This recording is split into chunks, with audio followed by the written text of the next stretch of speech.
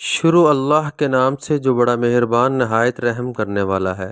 حضور اکرم صلی اللہ علیہ وآلہ وسلم نے فرمایا، قسم ہے اس ذات کی جس کے قبضے میں میری جان ہے، اگر شوہر بیوی کو بستر پر بلائے اور بیوی شوہر کے پاس آنے سے انکار کر دے تو اللہ تعالیٰ اس بیوی سے اس وقت تک ناراض رہتا ہے جب تک وہ بیوی اپنے شوہر کے پاس نہ چلی جائے، جب تک کہ شوہر اپنی بیوی سے راضی نہ ہو جائے۔ جب کوئی شوہر اپنی بیوی کو حاجت کے لیے بلائے تو بیوی پر لازم ہے کہ وہ ضرور شوہر کے پاس جائے، چاہے وہ تندور پر روٹیاں ہی کیوں نہ بنا رہی ہو۔ جب کوئی عورت اپنے شوہر کے بستر کو چھوڑ کر چلی جائے تو فرشتے اس وقت تک اس عورت پر لعنت کرتے رہتے ہیں جب تک وہ اپنے شوہر کے پاس واپس نہ آ جائے۔ ایک بار حضرت علی رضی اللہ تعالیٰ عنہ سے سوال کیا گیا کہ وہ کون سی عورتیں ہیں جن پر زنا معاف کیا گیا ہے؟ وہ کون سی عورتیں ہیں جو جتنا مرضی زنا کر لے ان پر کوئی گناہ نہیں ملتا، وہ اللہ تعالیٰ کے نزدیک بے قصور ہیں۔ ایک دفعہ کا ذکر ہے کہ ایک عورت حضرت علی رضی اللہ عنہ کے دربار میں حاضر ہوئی، کہنے لگی، یا علی، آپ رضی اللہ تعالیٰ عنہ کو حضرت محمد صلی اللہ علیہ وآلہ وسلم نے علم کا دروازہ کہا ہے، میں آپ سے ایک سوال پوچھنے کے لیے آئی ہوں۔ آپ رضی اللہ تعالیٰ عنہ نے فرمایا، پوچھو، کیا پوچھنا ہے؟ عورت نے عرض کی، یا علی رضی اللہ تعالیٰ عنہ، میں ایک ایسے شخص سے پیار کرتی ہوں، وہ بھی مجھ سے پیار کرتا ہے۔ یا علی رضی اللہ تعالیٰ عنہ، میں اس شخص سے پیار کرتی ہوں، وہ شخص مجھ پر چھونا چاہتا ہے، مجھ سے جسمانی ہوس پوری کرنا چاہتا ہے، کیا میں اس کو چھونے کی اجازت دے سکتی ہوں؟ کیا ہم دونوں بغیر شادی کے ہم بستری کر سکتے ہیں؟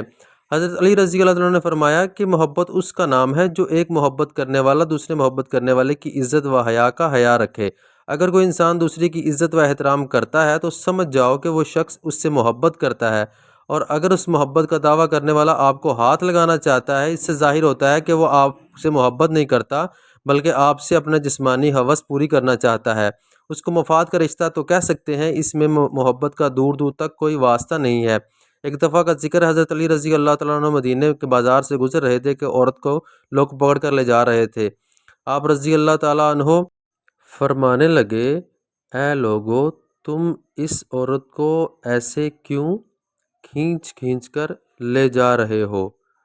تو ان لوگوں نے عرض کیا، یا علی رضی اللہ تعالیٰ عنہ، بلکہ ان لوگوں نے جواب دیا کہ اس عورت نے زنا کیا ہے، اس لیے حضرت عمر فاروق رضی اللہ تعالیٰ عنہ نے اس عورت کو سنگسار کرنے کا حکم دیا ہے۔ جب لوگوں نے یہ بات کہی تو حضرت علی رضی اللہ تعالیٰ عنہ نے ان لوگوں سے اس عورت کو چھین لیا۔ حضرت علی رضی اللہ تعالیٰ عنہ نے ان لوگوں کو فرمایا کہ تم یہاں سے چلے جاؤ، اس عورت کو کوئی سنگسار نہیں کر سکتا۔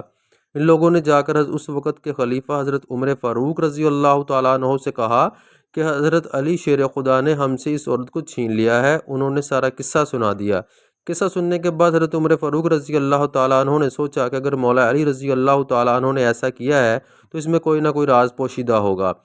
حضرت علی رضی اللہ تعالیٰ عنہ کو اللہ کے رسول نے علم کا دروازہ کہا ہے۔ حضرت عمر فاروق رضی اللہ تعالیٰ عنہ نے سوچا کہ اس میں کوئی نہ کوئی ضرور وجہ ہے۔ حضرت عمر فاروق رضی اللہ عنہ نے ایک غلام کو حضرت علی رضی اللہ عنہ کے پاس بھیجا کہ حضرت علی رضی اللہ تعالیٰ عنہ کو بلا کر لاؤ۔ حضرت علی رضی اللہ تعالیٰ عنہ آئے تو حضرت عمر فاروق رضی اللہ عنہ نے فرمایا، اے علی رضی اللہ تعالیٰ عنہ، آپ رضی اللہ تعالیٰ عنہ نے ایک زانی عورت کو سنگسار ہونے سے کیوں روک دیا؟ اس میں کیا راز چھپا ہے؟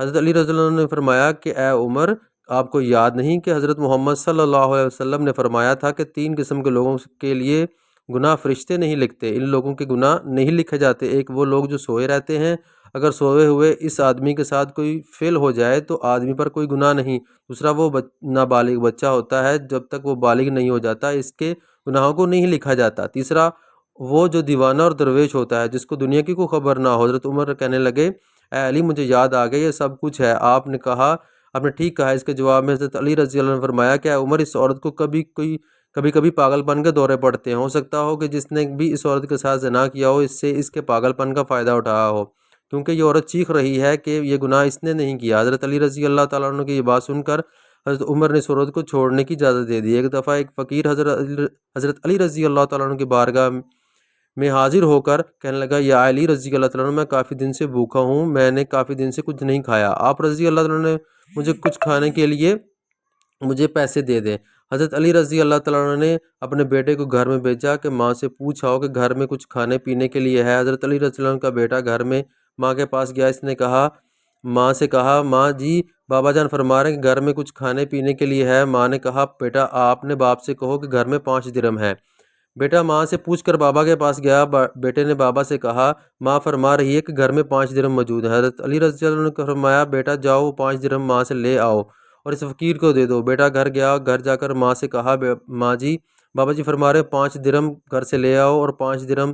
ماں نے 5 درہم دیتے ہوئے فرمایا کہ بیٹا باپا سے کہنا کہ ان 5 درہم کے سوا گھر میں کھانے کے لیے کچھ نہیں ہے۔ بیٹے نے وہ 5 درہم فقیر کو دے دیے اور ماں کا پیغام حضرت علی رضی اللہ عنہ کو دے دیا۔ حضرت علی رضی اللہ تعالیٰ عنہ باہر نکلے، رات کچھ کھانے کے لیے کچھ کمایا جائے۔ حضرت علی رضی اللہ عنہ کے ایک یہودی ایک اونٹ کو پکڑے کھڑا تھا۔ حضرت علی رضی اللہ عنہ نے اللہ تعالیٰ کے اس یہودی سے فرمایا کہ تم یہ اونٹ بیچنا چاہتے ہو؟ اس نے جواب دیا۔ حضرت علی رضی اللہ عنہ نے فرمایا کہ کتنے درہم لوگے؟ اس نے کہا کہ آپ رضی اللہ عنہ اس کی قیمت اگر آج ادا کرتے ہیں تو میں یہ اونٹ 100 درہم کا بیچوں گا، اگر آپ اس کی قیمت 6 دن بعد ادا کریں گے تو میں 140 درہم کا وصول کروں گا۔ حضرت علی رضی اللہ عنہ نے فرمایا کہ میرے پاس تو اس وقت رقم نہیں ہے، اس لیے میں آپ کو 140 درہم ہی دے دوں گا۔ حضرت علی رضی اللہ تعالیٰ نے اس اونٹ کو پکڑ کر بازار کا رخ کیا تاکہ اونٹ کو بازار میں فروخت کر کے رات کے کھانے کے لیے کچھ بندوبست کیا جائے۔ جب اونٹ کو لے کر بازار میں داخل ہوئے تو اونٹ بہت خوبصورت تھا، اس کو دیکھ کر بے شمار اونٹ کے گاہک اکٹھے ہو جاتے ہیں۔ حضرت علی رضی اللہ عنہ کا سودا ایک گاہک کے ساتھ 200 درہم کا ہو جاتا ہے۔ حضرت علی رضی اللہ تعالیٰ نے شخص کو اونٹ دے کر 200 درہم لے لیتے ہیں۔ حضرت علی رضی اللہ تعالیٰ سوچتے ہیں کہ واپسی پر اس بندے کو اونٹ کے پیسے دے کر ہی گھر جانا بہتر ہے۔ آپ رضی اللہ تعالیٰ نے اس بندے کے پاس چلے جاتے ہیں اور آپ اس کو 140 درہم دیتے ہیں۔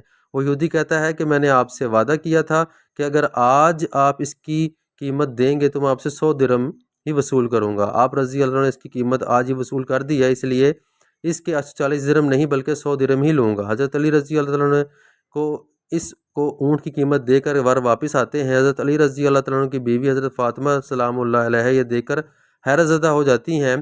وہ کہتی ہیں کہ گھر میں تو 5 درہم تھے اور جو آپ رضی اللہ تعالیٰ عنہ کے کہنے پر اس فقیر کو دے دیے تھے، لیکن اب یہ درہم کہاں سے لے آئے ہیں؟ حضرت علی رضی اللہ تعالیٰ فرمانے لگے کہ رزق انسان کو اس طرح تلاش کرتا ہے جیسے موت مرنے والے کو تلاش کرتی ہے۔ جزاک اللہ خیرہ۔